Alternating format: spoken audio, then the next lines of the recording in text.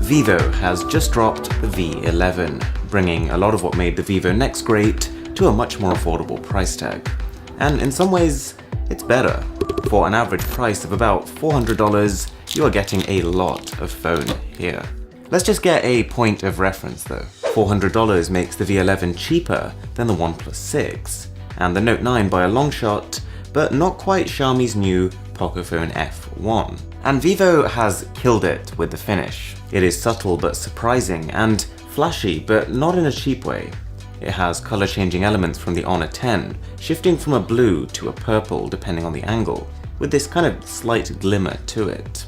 It doesn't feel as great as it looks, with a plasticky finish and slight flex if you put pressure on the back, but it is a slim, featherweight design, and its lack of weight combined with the large display almost makes it feel like you're cheating. We have to start with the cameras. This is where a big part of Vivo's marketing has gone, and let's just say, for good reason. This 25 megapixel front camera might just be the best I've ever used. It doesn't overexpose, which many China phones fall victim to, and has a backlight HDR mode, which turns on when your background is brighter than your foreground, capturing up to 6 frames at different exposures to make sure detail loss is minimized. In low light, the phone uses automatic brightness compensation, using the brightness of your phone's display to light your face, which can basically make a dim room look like daylight. Not to mention the lighting modes. You've got a whole bunch of Apple-inspired effects like studio lighting, which are okay, but rainbow lighting, which adds a cascade of rainbow light onto your face and lens flares, and monochrome background are two that do work really well.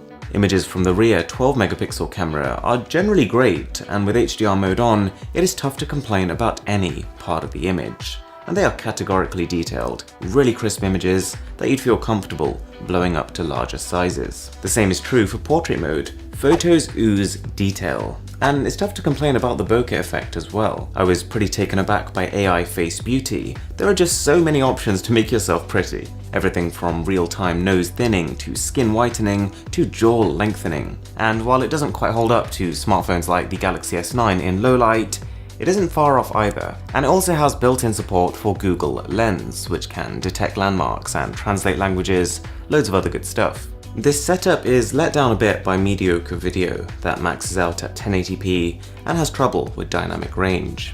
From the front, it would be kind of tough to argue that this isn't a great looking phone. And we're not just talking display here, but form factor too. Slim bezels on all 4 sides and only this tiny notch. It's basically the Vivo Nex display, the same Full HD Plus resolution, the same brilliant contrast and viewing angles, but just a slightly smaller screen with this teardrop on top. Vivo is really flexing when it comes to options for unlocking this phone. The in-display fingerprint scanner actually feels faster than on the Vivo Nex, but is still prone to a lot of the same issues. Face unlock though, something I usually cast aside, is good enough in this phone to become my default unlock method. It's not just fast, but the phone barely even needs to be pointing towards your face for detection, and it even works well in a dark room. Unfortunately, the V11 isn't hugely powerful, and this ends up becoming the phone's Achilles heel. It does have 6GB of RAM, but the Snapdragon 660 chip means its graphics performance is less than half of phones with the Snapdragon 845. They call it flagship grade hardware, but I don't think you can call a phone flagship when at its core it's powered by a mid-range chip. Mind you, it's not a bad phone for performance and gaming. The UI flies, and it's tough to get the phone to chug with everyday tasks. But you've just got to bear in mind that the same chip can be had on Xiaomi's Mi A2, a phone that is barely $250. The phone's got a 3400 mAh battery, which is just above average, but it makes good use of it. From the 2 weeks I've been using the phone, I've not once worried about battery. It uses micro USB for charging, which is a confusing decision, but you do still get their dual engine fast charge, which is actually a little faster than Samsung's fast charging. The phone runs on FunTouch OS, which sounds like great fun. In practice, I'm not a huge fan of the aesthetic, but it's not the end of the world. It's pretty similar to a lot of Chinese phone manufacturers' skins, but everything here does work straight out of the box. There's a bit of bloatware still, even if Vivo has drilled down on it since past devices, and it feels a lot like an iOS clone. But hey, some people seem to really like it, and if you don't, it's easy to change the default launcher. The phone is missing a sprinkle of features that you would get if you paid more for a phone like the Note 9. IP certification, wireless charging, dual speakers, and microSD cards are all absent. Although this last one isn't really a huge issue for me, as the built-in storage comes in at 128GB.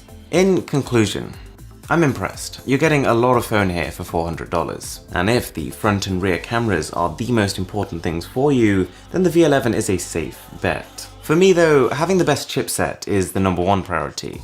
That's going to help with not just gaming, but application load times, sustained performance over a period of time, camera performance, and the list goes on. This phone performs fine. It's a mid-range phone with a mid-range chip. But we are now entering an age with smartphones like the Pocophone F1, where it's possible to get an entry-level phone with a high-end chip.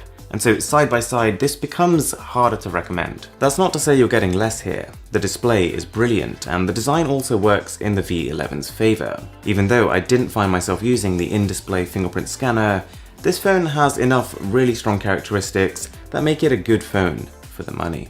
Alright guys, just before you head off, I just want to say that the other day we actually passed 1.5 million subscribers, which came a lot faster than I was expecting. So if you're any part of that group, then it just really means a lot to me. So thanks for sticking around. Catch you guys later.